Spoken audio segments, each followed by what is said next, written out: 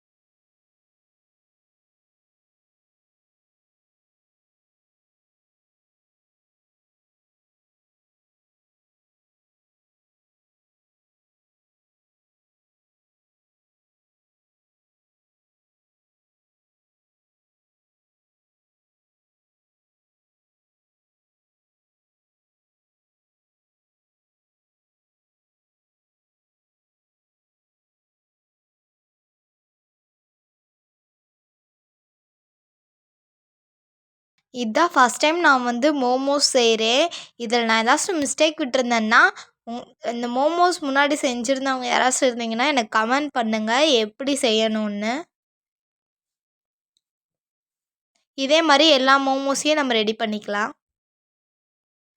நம்ம மோமோஸ் பண்ணுறப்பயே வந்து தண்ணி அடுப்பில் வச்சுருந்தோம். தண்ணி வந்து கொதிச்சிருச்சு, மோமோஸும் ரெடி ஆயிடுச்சு.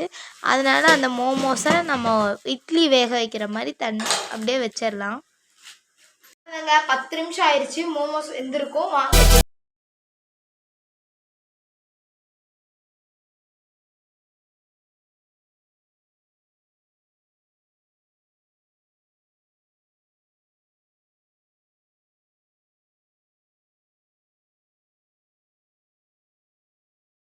நம்ம மோமோஸ் வெந்து ரெடி ஆயிடுச்சு. இப்போ வந்து நம்ம கோல்டு வின்னர் ஆயில் இருக்கு இல்லையா, அதை எடுத்துருக்கோம். அதை வந்து மோமோஸ் மேலே கொஞ்சம் நிறையாவே வச்சு நம்ம தடவணும். ஏன்னா நம்ம கம்மியாக எண்ணெய் வச்சு தடவினோன்னா அது கொஞ்ச நேரம் ஆக ஆக லப்பர் மாதிரி ஆயிரும். அதனால் நம்ம நிறையா எண்ணெய் ஊற்றி தடவிக்கலாம்.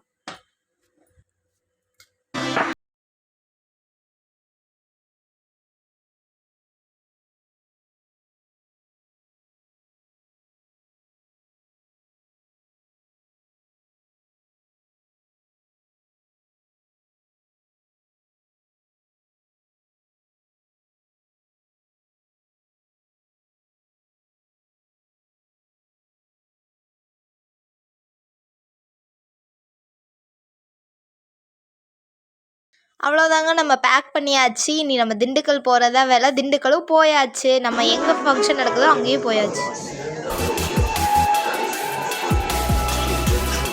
18+ கண்ட்ரீஸில் இருக்காங்க. ஸோ உங்களுக்கெல்லாம் இன்டர்நேஷ்னல் ட்ரான்சாக்ஷன் ஹேசல் ஃப்ரீயாக ஈஸியாக முடிஞ்சிடும். அண்ட் இன்ஸ்டண்ட்டாக உங்களுக்கு இப்போவே ஒரு சேவிங்ஸ் அக்கௌண்ட் ஆரம்பிக்கணும்னா ப்ளீஸ் டூ விசிட் தெம். எனக்கு அனுப்பு. எனக்கு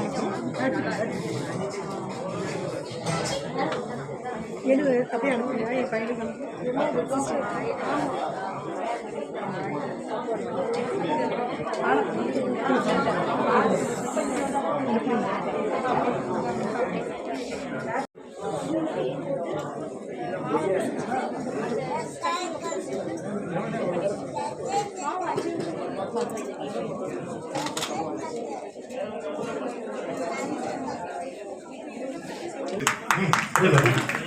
Saya kamu tu.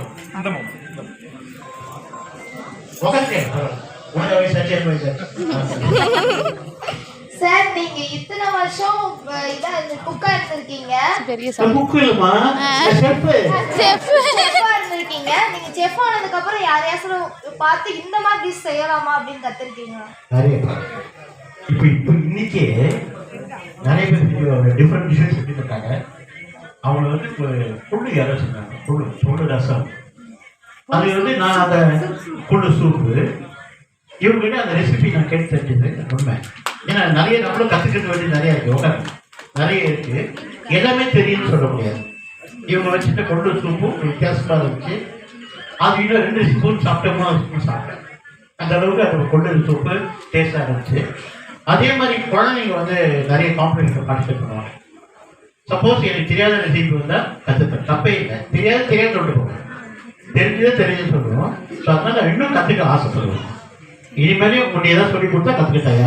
இந்த செஃப்பை பார்த்ததுல எங்கள் அம்மா தாங்க ரொம்ப சந்தோஷப்பட்டாங்க. அவங்க எவ்வளோ சந்தோஷப்படுறாங்கன்னு நீங்களே பாருங்கள். பாய்.